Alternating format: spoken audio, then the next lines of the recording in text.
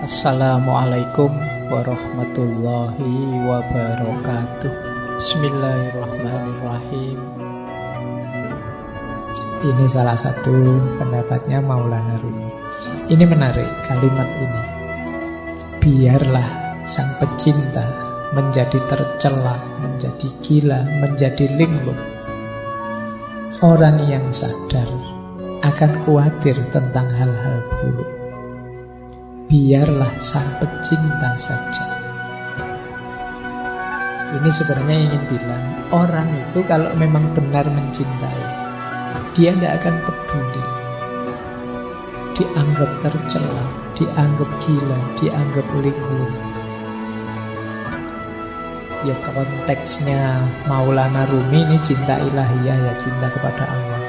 Meskipun sebenarnya cinta pada pasangan kadang-kadang juga ada yang selevel ini.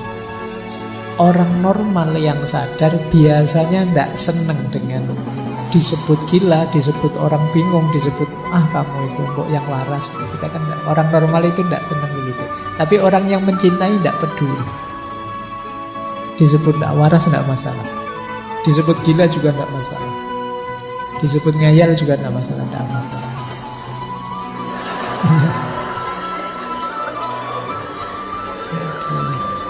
Ya.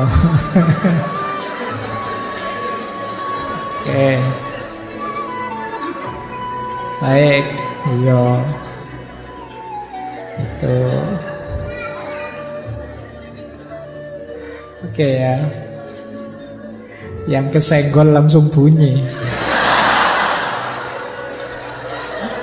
Nah, baik, kita lanjutkan. Jadi tidak masalah bagi orang yang mencintai. Biarlah sang pecinta saja. Itu kayak apa ya? Kayak Dylan yang bilang bahwa biar aku saja, kamu tidak akan kuat. Jadi kata yang mencintai begitu. Sudahlah, tidak apa-apa. Untuk yang gila-gila, yang linglung-linglung, tidak apa-apa. Biar aku saja, kamu orang normal tidak akan kuat. Berarti apa? Ya termasuk kegalauan, kegelisahannya, patah hati. Itu bagi seorang pecinta adalah sesuatu yang biasa.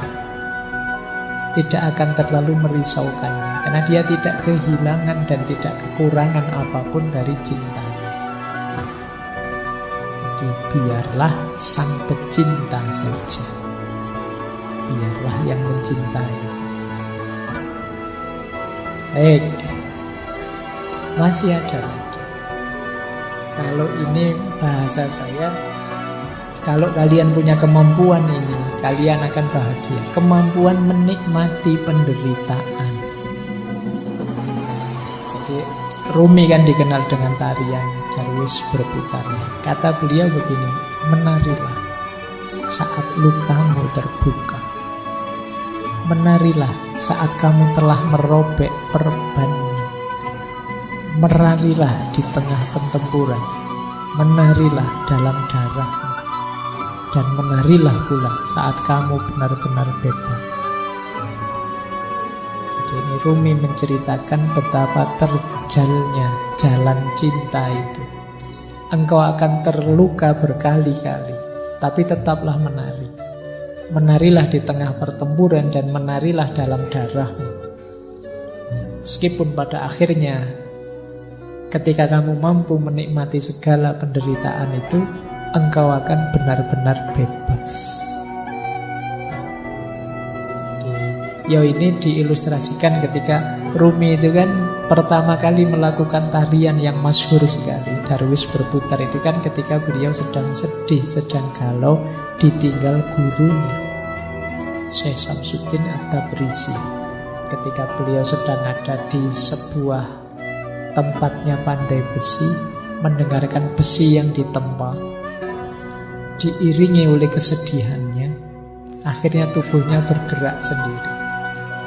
Itu bisa kamu bilang bergerak dalam kesedihan. Tapi kesedihan ini dibawa menari dan dibawa naik menghadap Allah. Maka di antara rumusnya kalian menghadapi kesedihan, menghadapi patah hati itu, kalian akan sangat tangguh kalau bisa sampai di level bisa menikmati kesedihan, bisa menikmati kegalauan, Boleh kamu bikin jargon, galau itu asik. Sedih itu menarik. Banyak karya-karya besar lahir karena kesedihan, karena kegalauan. Sering saya bilang, energinya orang sedih, energinya orang patah hati itu luar biasa. Tinggal kamu mampu atau tidak menikmati dan mengelolanya. Jadi kayak kalian waktu jatuh cinta itu kan energinya juga besar. Tinggal mampu atau tidak kalian mengelolanya. Misalnya orang jatuh cinta itu tiba-tiba jadi puitis, dikit-dikit nulis puisi. Mbok ya sekalian nulis buku puisi. Lumayan, mumpung kepalamu sedang meledak-ledak, menyala-nyala dengan cinta.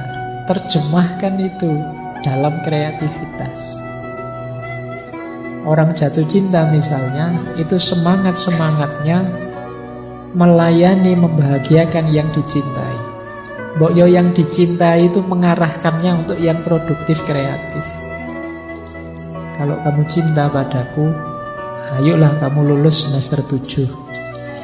Kalau kamu cinta padaku, lu ini kan energinya jadi luar biasa. Diarahkan ke yang positif, kreatif gitu loh. Jangan hanya minta yang kecil-kecil, yang sepele-sepele. Kalau cinta padaku, mau neraktir aku ndak sepele itu. Mintalah yang lebih monumental. Jadi itu yang saya maksud energinya. Karena biasanya ketika yang meminta yang dia cintai, itu dia bisa tenaganya berkali-kali lipat, kecerdasannya meningkat berkali-kali lipat, hanya karena ingin membahagiakan yang dicintai. Maka seperti yang disampaikan oleh Rumi ini, menarilah saat lukamu terbuka, menarilah saat kamu merobek perban, menarilah di tengah pertempuran, menarilah dalam darah, menarilah pula saat engkau benar-benar bebas. Pada puncaknya, cinta akan membuatmu bebas. Yang paling jelas ya bebas dari belenggu ego dirimu sendiri. Orang mencintai itu kan ketika orang yang bisa menaklukkan dirinya sendiri. Baik, saya lanjutkan. Nah, Maulana Rumi juga pesan pada kita, rasa sakit yang kamu rasakan ini adalah membawa pesan. Dengarkan mereka. Jadi ini, latihanlah mendengarkan lukamu sendiri. Latihanlah memahami pesan yang dibawa oleh kesedihan dan dukamu. Maka jangan terlalu hanyut emosional oleh pengalaman pahit yang kamu miliki, tapi coba dengarkan ada pesan apa, ada hikmah apa yang bisa kamu raih. Yo karena yang pesan ini Maulana Rumi, yo berarti perhatikan dia memberitahumu apa dalam rangka meningkatkan kedekatanmu kepada Allah, dalam rangka menghidupkan cintamu kepada Allah. Peristiwa pahit apapun coba kamu dengarkan. Dia membawamu pesan apa, membawakanmu pesan apa yang itu membuatmu tambah dekat pada Allah. Jadi pesan yang arahnya ke sana. Dengarkan. Karena ketika Allah menetapkan sesuatu, pasti tidak ada yang sia-sia. Termasuk menetapkan patah hatimu. Pasti Allah tidak sedang iseng, tidak sedang saya coba anak ini kalau tak bikin patah hati kayak gimana. Pasti tidak sekedar itu. Pasti Allah ingin sesuatu yang lebih besar dan lebih penting dari itu. Maka penting kita mampu membaca luka, mendengarkan patah hati. Ayat itu kan tidak hanya ayat tertulis, tapi juga ayat-ayat kauniyah. Patah hatimu dan lukamu itu ayat-ayat Allah juga. Coba dengarkan pesannya dari situ. Jangan-jangan mengingatkanmu atau mengujimu atau mendorongmu untuk tambah dekat padanya dan seterusnya. Baik, kita sudah ketemu Maulana Rumi dan ada kalimat yang menarik dari beliau. Di mana ada kehancuran, di situ ada harapan akan harta karun. Harta karun itu kan biasanya terkubur di balik puing-puing. Kalau tersimpan di lemari kan tidak disebut harta karun. Harta karun ini biasanya tersembunyi. Dan ini ada di balik kehancuran. Maka temukan mutiara-mutiara, temukan harta-harta di balik kesedihanmu, di balik kehancuranmu. Pasti banyak kalau kamu jeli mencarinya. Jadi ini lanjutan dari quotes yang tadi. Dengarkanlah dan cermatilah, insya Allah kamu akan ketemu harta karun yang di situ kamu akan bangkit kembali, lahir kembali, jadi sosok yang lebih kuat, lebih hebat dari sebelumnya. Jadi ini pesan dari beliau.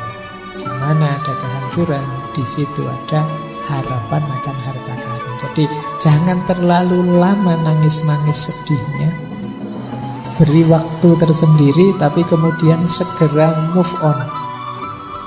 Bacalah kesedihanmu, dengarkan pesannya, carilah mutiara-mutiara di baliknya, terus lahirlah kembali jadi sosok yang baru yang lebih tangguh.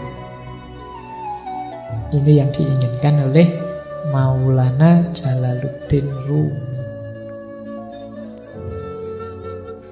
Baik. Nah, ini tadi hubungannya dengan kesepian ya. Memang kalau kita sedang sakit, kita sedang sedih, itu perlu teman. Tapi seandainya tidak ada teman dan kamu merasa sendirian, jangan merasa kesepian. Seluruh alam semesta ada dalam dirimu. Jadi, kalau sekedar ingin cerita, ingin curhat, dalam dirimu lengkap. Ada komponen alam semesta. Jangan merasa sendiri. Wong kamu itu sendirian saja sebenarnya kan sangat ramai.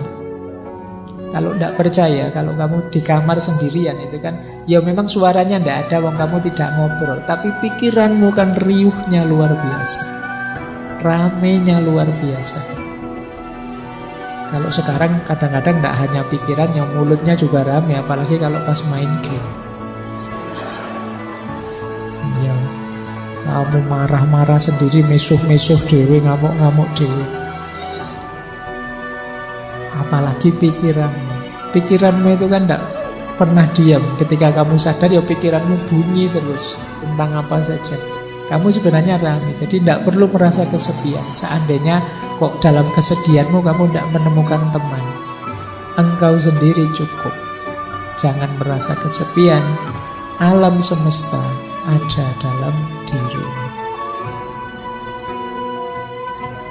Nah, ada kalimat menarik dari Rumi yang beliau sampaikan tadi mungkin berat.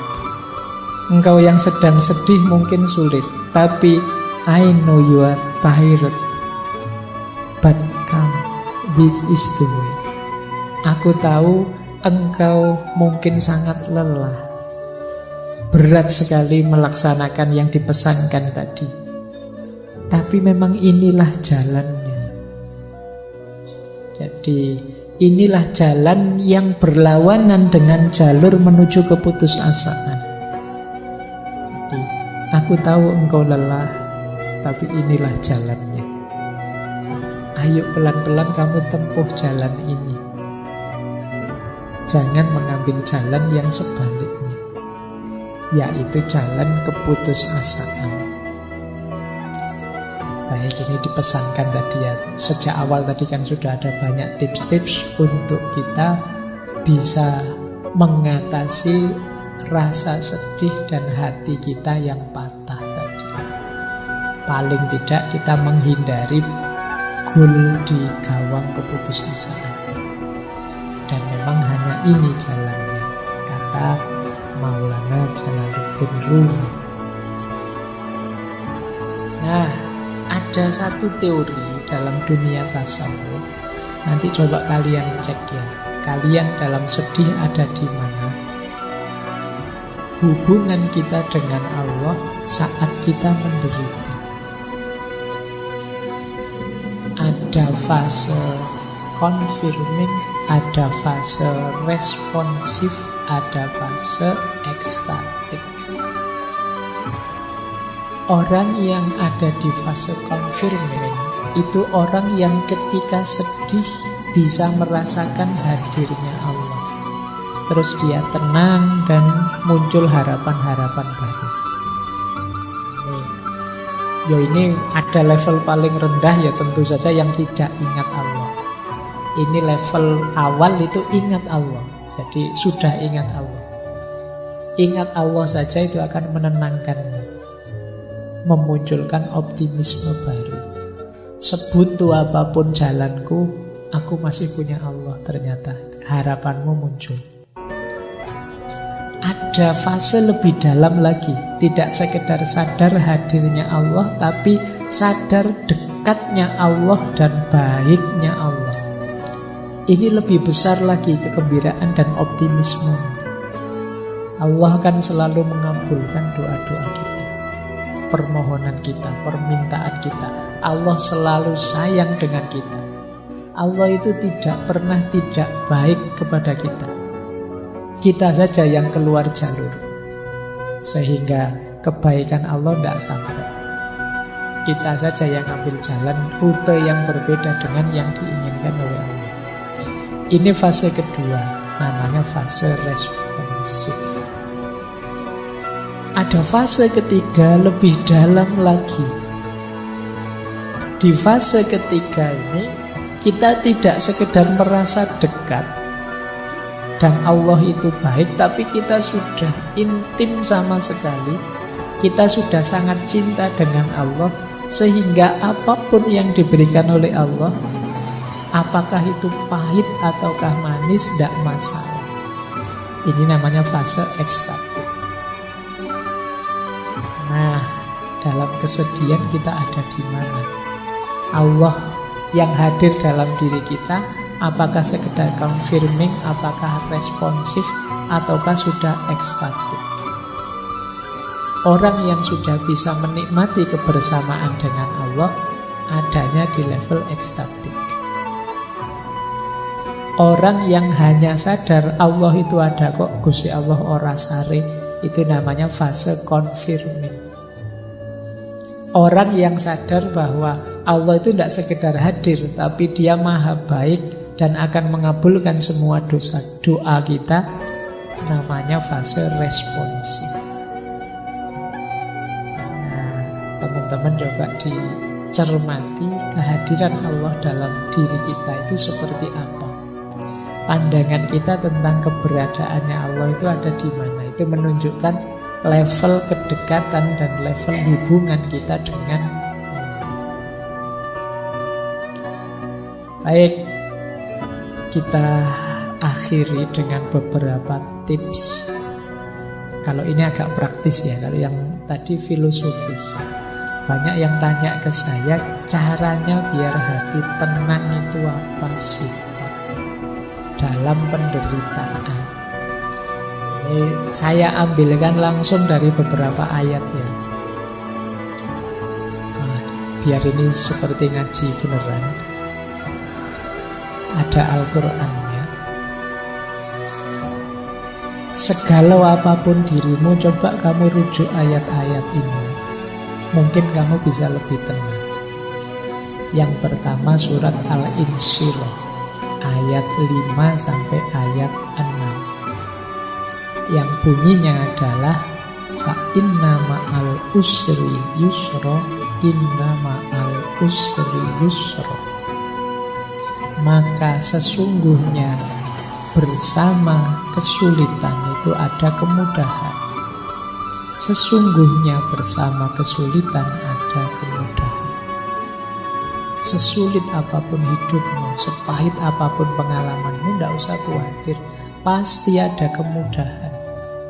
Bahkan ada penafsir, ada mufasir yang mengartikan setiap ada satu kesulitan, Allah akan memberikan dua kemudahan. Ini kan diulang dua kali. Fa inna ma'al usri yusra, inna ma'al usri yusra. Jadi yang pertama, kamu inget-inget ini. Allah sendiri yang menjanjikan. Sesungguhnya bersama kesulitan ada kemudahan. Maka jangan putus asa. Pasti ada jalannya, pasti ada kemudahan. Kemudian yang kedua, boleh dilihat surat Ar-Ra'd ayat 28. Tadi sudah kita singgung sedikit ya. Ala bidzikrillahi tatmainnul qulub. Sesungguhnya dengan mengingat Allah, bukankah dengan mengingat Allah itu hati menjadi tenang. Tadi sudah kita jelaskan level kedekatannya. Jadi kalau ingin tenang, hadirkan Allah. Ingat Allah itu menenangkan. Karena apa sih yang tidak mungkin di hadapan Allah. Terus yang ketiga, kalau masih ada kebingungan-kebingungan, kekecewaan-kekecewaanmu karena keinginanmu tidak terpenuhi, boleh teman-teman merujuk surat Al-Baqarah ayat 216. Wa asa antakrohu syai'an wa huwa khairul lakum wa asa antuhibbu syai'an wa huwa syarrul lakum. Wallahu ya'lamu wa antum la ta'lamun. Jadi firman Allah, mungkin saja engkau membenci atau tidak suka sesuatu padahal itu baik untukmu. Dan mungkin juga engkau mencintai sesuatu padahal itu buruk buatmu. Allah lebih tahu, sedangkan kalian tidak tahu. Jadi ayat ini mengajarkan kita yang tidak terjadi dari keinginan kita itu tidak selalu nanti sesuatu yang baik untuk kita. Jadi yang kita sukai bisa jadi itu buruk untuk kita. Allah lebih tahu. Jangan terlalu kecewa, jangan putus asa. Kalau cita-citamu gagal, bukan berarti itu ada kebaikan yang lepas. Bisa saja itu tidak terlalu baik untukmu. Allah menetapkan sesuatu itu ya pertimbangannya kasih sayang cintanya pada kita. Pikiran kita terbatas, sulit untuk bisa tahu sampai detail sedalam-dalamnya manfaat dan efeknya sesuatu. Allah lebih tahu. Jadi kalau teman-teman sedang kecewa, sedang galau, keinginannya kok tidak terpenuhi, baca ayat ini. Bisa saja yang aku inginkan, yang tidak terpenuhi itu sesuatu yang aku sukai sih, tapi bisa saja dia buruk untukku. Bisa saja yang aku hindar-hindari ternyata inilah yang baik untukku. Allah tahu, kita yang tidak tahu. Nah, membaca ayat ini mungkin bisa menenangkan kita. Kalau masih ada galau-galaunya, wa idza sa'alaka ibadi anni fa inni qarib ujibu da'watad da'i idza da'ani. Kalau hambaku meminta padaku, sesungguhnya aku dekat. Aku menjawab doa orang yang berdoa saat dia berdoa padaku. Jadi ayat ini menenteramkan kita masih punya Allah dan Allah dekat. Apapun yang aku minta, insya Allah akan dikabulkan. Nah, ini akan menenangkan kita. Yang terakhir surat Ar-Ra'd ayat 24. Salamun alaikum bima sobartum fanikma ubbad-dar. Ini finalnya. Kalau memang yang atas-atas tadi masih sulit, sadarilah tetap salamun alaikum bima sobartum. Selamat atas kamu karena kesabaran. Fanikma ubbad-dar itu betapa nikmatnya rumah tempat kita kembali nanti ke hadapan Allah. Hidup ini memang banyak ujian, banyak kesulitan, tidak masalah, sabarlah. Ada kenikmatan puncak nantinya bersama Allah. Itu fanikma ubbad-dar. Ini dari Al-Quran. Boleh teman-teman mengambil, ini masyhur sekali. penenang hati, obat hati. Ini sebenarnya nasihatnya Syekh Ibrahim Al-Khawas. Bisa dicek di kitab Risalah Al-Qusairiyah. Kalau di Indonesia sudah jadi lagu terkenal sekali. Dawaul Qalbi Khamsatu Asya'a. Obatnya hati itu ada 5 hal. Qiraatul Quran bitadabbur. Membaca Al-Quran sambil tadabbur, merenungi maknanya.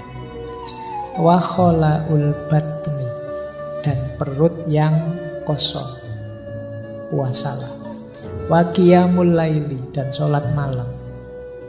Wa tadurru indas sahar, jadi merenung, tafakur, zikir pada Allah di waktu sahur, sepertiga malam yang terakhir. Yang kelima, wa mujalasatus sholihin, dan duduk bareng orang-orang yang soleh. Itu menenteramkan hati. Kita zikir tengah malam, kita zikir sepertiga malam, menenteramkan hati. Kita sholat malam, menenteramkan hati. Kita puasa, menenteramkan hati. Membaca Al-Quran sambil tadabbur, menenteramkan hati. Kalau kita kebingungan, apa yang harus saya lakukan? Pikiranku buntu, sedang stres-stresnya, frustasi-frustasinya. Pilih satu di antara 5 atau lakukan 5-5-nya. Paling tidak kalau kita puasa, kita tidak mikir kegalauan kita lagi, mikir laparnya. Oh, itu kan kita, aduh kapan buka puasa ya. Oke, kamu tidak mikir yang jangan lagi, terus mikir puasa. Makanya kata Rasulullah itu, anak-anak muda yang sudah ingin nikah tapi tidak kuat nikah, puasa saja. Puasa bisa jadi benteng. Baik, ini tidak saya jelaskan ya. Dulu ini saya ingat pernah saya jelaskan waktu sesinya Sunan Bonang. Baik, saya tambah satu lagi, doa. Mungkin teman-teman butuh praktis doa untuk menenangkan hati. Ada banyak doa yang bisa kita baca saat kita sedang galau. Yang pertama, usahakan nanti kalau berdoa ngerti maknanya ya, biar lebih mantap. Doa ini doa anti kesedihan. Yang pertama ini ya, anti males, anti utang. Langsung dari Rasulullah. Allahumma inni a'udzubika minal hammi wal khazani wa a'udzubika minal ajzi wal kasali wa a'udzubika minal jubni wal bukhli wa a'udzubika min walabatid daini wa qahrir rijal. Ya Allah, aku berlindung padamu dari kegalauan dan kesedihan. Aku berlindung padamu dari rasa lemah dan rasa malas. Aku berlindung padamu dari sifat pengecut dan sifat bakhil. Dan aku berlindung padamu dari dikalahkan oleh hutang dan ditindas oleh orang. Nah, boleh teman-teman berdoa dengan kalimat ini. Atau yang kedua, ini doa minta tenang.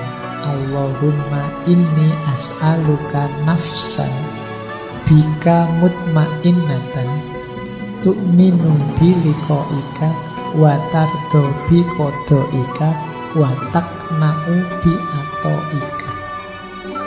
Ya Allah, sesungguhnya aku meminta padamu jiwa yang tenang bersamamu, yang percaya pada pertemuan denganmu, yang ridho pada keputusan-keputusanmu, dan rela merasa cukup dengan apapun pemberianmu. Ini kalau doa ini dikabulkan, insya Allah hidup kita tenang.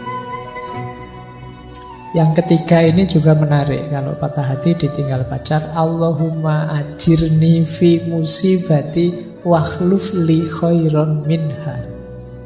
Ya Allah, selamatkanlah aku dalam musibahku dan gantilah untukku yang lebih baik darinya. Sopo ngerti setelah berdoa ini terus diganti yang lebih hebat dari sebelumnya. Doa yang keempat ini juga menarik. Kuatirnya ketika kita sedang sedih melakukan hal-hal yang tidak seharusnya. Perbanyak membaca ya muqallibal qulub sabbit qalbi ala dinik. Kalau masih terasa sangat berat penderitaanmu, patah hatimu, Rasulullah itu sering menggunakan doa ini. Ya Hayyu ya Qayyum birahmatika astaghits. Wahai Zat yang Maha Hidup, yang Maha Tegak, dengan rahmat-Mu aku minta pertolongan. Atau masih sangat berat, kok gelap rasanya di kiri kanan, tidak tahu mau apa, mau kemana, boleh pakai doanya Nabi Yunus. Nabi Yunus itu kan mendapat ujian maha berat sampai ditelan oleh di laut. Nah, ini doa yang beliau baca. Jadi kalau teman-teman hidupnya stuck sama sekali, gelap sama sekali, tidak tahu mau kemana, boleh mengamalkan doa ini. La ilaha illa anta subhanaka inni kuntu minadz dzalimin.